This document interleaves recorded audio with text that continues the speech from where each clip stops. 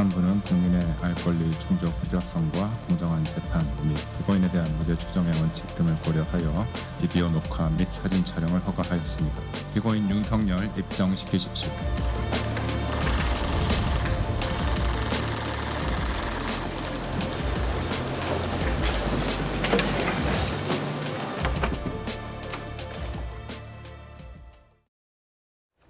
윤석열 전 대통령이 특검 조사와 재판에 나오지 않다가 어제 특검이 추가 기소한 사건의 첫 재판에 출석했습니다. 그래서 저희도 굉장히 오랜만에 보는 윤 전 대통령의 모습이었는데요. 이전과는 상당히 다른 모습이었습니다. 성추윤 부의장님. 예. 왼쪽 가슴에 수용 번호를 달고 또 머리가 하얗게 샜어요.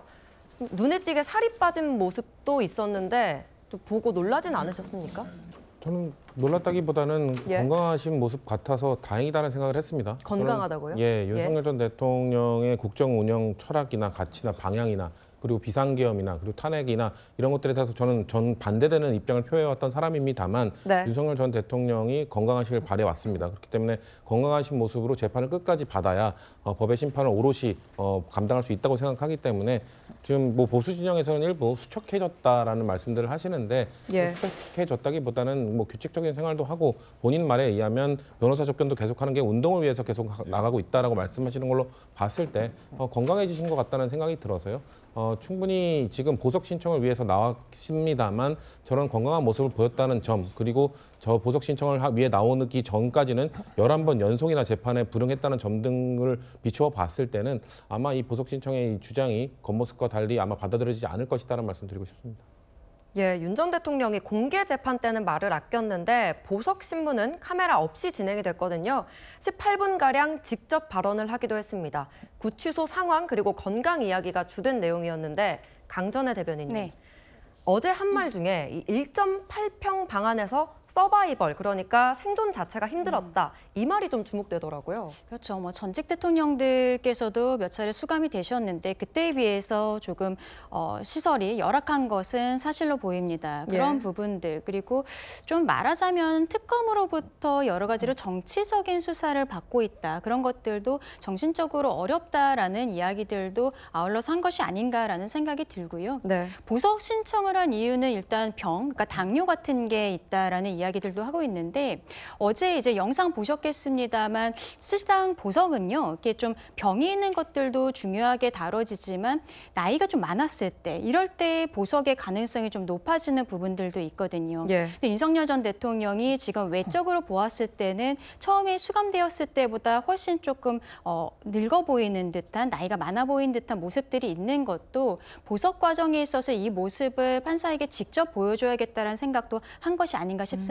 그리고 보석의 이유로서 또 추가적으로 기소가 되었는데 기록을 제대로 받지 못했다라는 부분들 그리고 과거에 이미 진행하고 있던 내란 재판과는 이게 별건이에요. 그래서 변호사를 사실상 또 새로 선임을 해야 되는데 그런 것들이 지금 어렵다라는 부분들 그러니까 피고인의 방어권 보장까지도 주장을 하고 있는 부분들이 있습니다.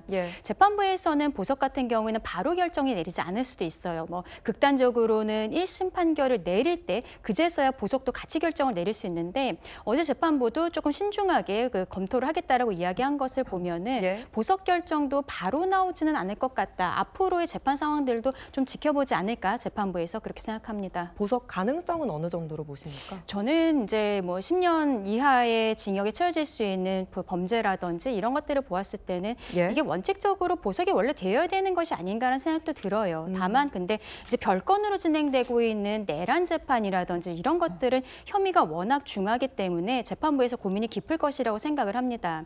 그런데 어제 이제 보석 과정은 영상이 중계가 되진 않았습니다만 변호인 측에서는 이 지금 구속이 되어 있는 것에 대해서 정치적인 탄압이다라는 주장을 분명히 했을 것이라고 보이거든요. 왜냐하면 민주당 측 인사들을 살펴보면은 송영길 전 대표가 보석으로 나와서 지금 뭐 행사를 하고 있어요. 행사를 할 때 이재명 대통령이 축전을 보내기도 하고 그리고 이재명 대통령의 측근들인 김용, 정진상 이런 사람들이 지금 모두가 다 범죄를 부인하고 있음에도 불구하고 보석으로서 밖에 나와 있는 상황이거든요. 이게 지금 정치적인 부분이다. 정치적으로 본인은 불필요하게 오랫동안 구속하고 있다라고 변호인 측에서는 좀 주장을 하지 않았을까라고 생각합니다. 네, 윤 전 대통령은요, 면전에서 특검을 비판하기도 했습니다. 저희가 한번 정리를 해봤는데 이 재벌 회장도 아닌데 200명 가까운 검사들이 수사를 하느냐, 이게 기소할 만한 건이냐, 유착이 짝이 없다, 이렇게까지 얘기를 한 겁니다. 성춘 부장님, 차라리 처벌받고 싶은 심정이라고 하면서 여전히 좀 혐의를 부인하는 것 같아요. 그러니까요. 근데 최근에 윤석열 전 대통령이 입장문을 통해서 본인에게 책임을 물어라. 그 군인들은 잘못이 없다. 나 때문에 나의 명령을 따른 사람들이니 그들을 너무 과하게 압박하지 말아라. 이런 입장문을 낸 적이 있지 않습니까? 그때는 그런 이야기를 했으면서 지금에는 혐의를 전면 부인하고 있는, 책임을 다 회피하고 있는 모습은 얼마나 비겁한 모습입니까?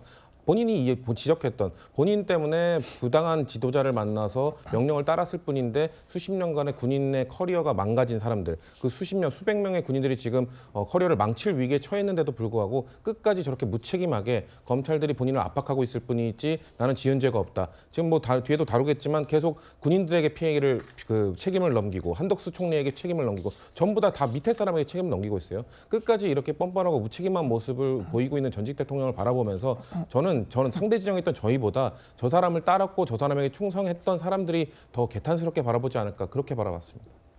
알겠습니다. 자, 윤 전 대통령 보석신문에 앞서 진행된 재판에서는요, 사후 계엄 선포문이 쟁점 중 하나였습니다. 윤 전 대통령은요, 갑자기 발언에 나섰는데 자신은 무관하다면서 당시 강의구 부속실장과 한덕수 총리의 책임으로 돌렸습니다. 그 한덕수 총리의 지시만으로 국법상 문서로서의 성격이 없어진다는 근거가 무엇인가요? 구체적인 사안이나 또 추가적인 판례라든지 이런 부분에 대해서는 변호인 의견서로 제출하도록 하겠습니다. 12월 7일에 서명을 받으러 왔길래 이 사후 부서 문서라고 해도 이거는 국방부에서 담당자가 작성해서 장관, 총리, 대통령 이렇게 올려야지 부속실장인 자네가 이걸 왜 하느냐라고 제가 좀 나무랐는데.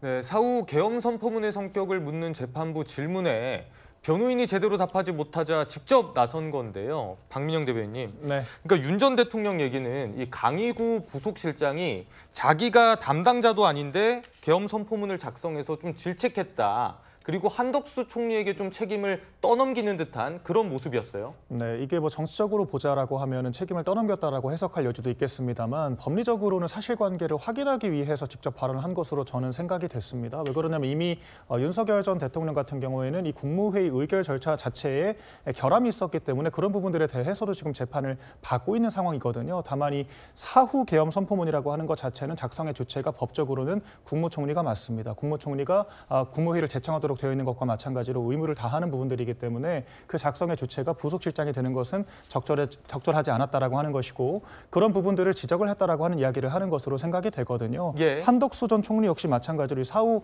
계엄 선포문 작성에 대해서 지금 재판을 받고 있는 그런 상황이지 않겠습니까? 이런 부분들에 대해서는 저희가 이번 재판뿐 아니라 한덕수 전 총리의 재판을 종합적으로 보고 판단하는 것이 맞겠다라고 생각을 합니다.